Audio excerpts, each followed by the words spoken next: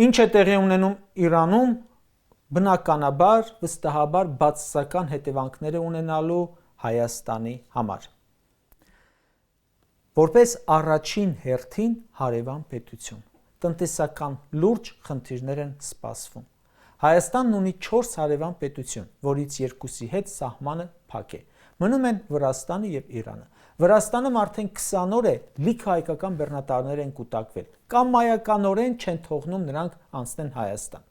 Ու չի կարողանում կառավարությունը դրա հարցը լուծել։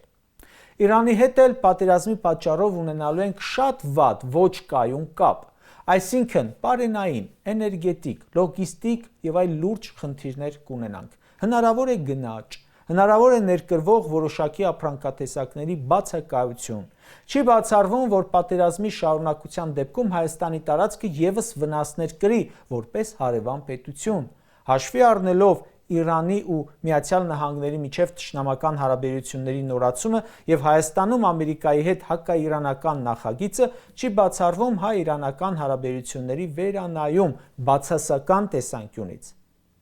Ամենակարևորներից է, որ պատերազմի երկարաձգման դեպքում ավելի քան 90 միլիոն բնակչություն ունեցող Իրանից մարդկանց արտահոսք կլինի։